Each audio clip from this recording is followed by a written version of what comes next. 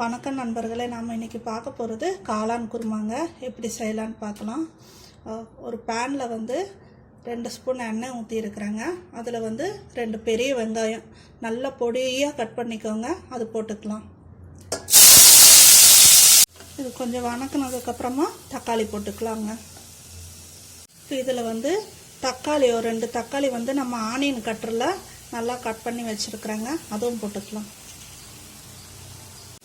பாருங்க, இந்த வெங்காயம் தக்காளியில் இருக்கிற தண்ணி எல்லாம் நல்லா போனதுக்கப்புறமா காளான் கட் பண்ணி வச்சுருக்குறேங்க, அது போட்டுக்கலாம்.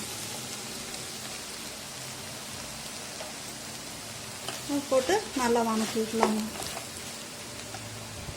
அந்த குருமாவுக்கு ஒரு மசாலா அரைச்சிக்கலாங்க.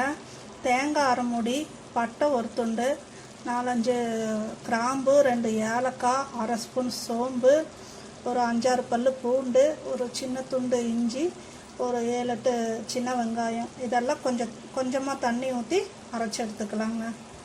பாருங்க, காளான் எல்லாம் நல்லா வணங்கிருச்சுங்க. இப்போ இதில் மிளகாத்தூள் 1 ஸ்பூன், மஞ்சத்தூள் கொஞ்சோண்டு, அப்புறம் உப்பு தேவையான அளவு இது போட்டு ஒரு தடவை நல்லா கிளறி விட்டுருக்கலாங்க.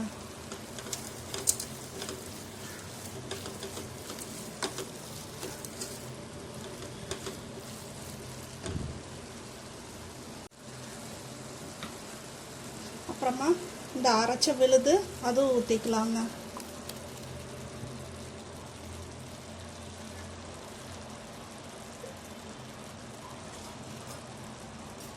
நீங்கள் குருமாவுக்கு எவ்வளோ தண்ணி ஊற்றுவீங்களோ அவ்வளோ பார்த்து ஊற்றி கொதிக்க வைக்கலாங்க.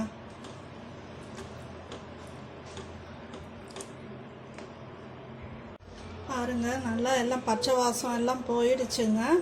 இப்போ இதில் கொத்தமல்லி தழை போட்டு ஆஃப் பண்ணிடலாங்க. அப்படியே ஒரு 2 நிமிஷம் மூடி இருக்கட்டுங்க, அப்புறமா எடுத்து பரிமாறலாம்.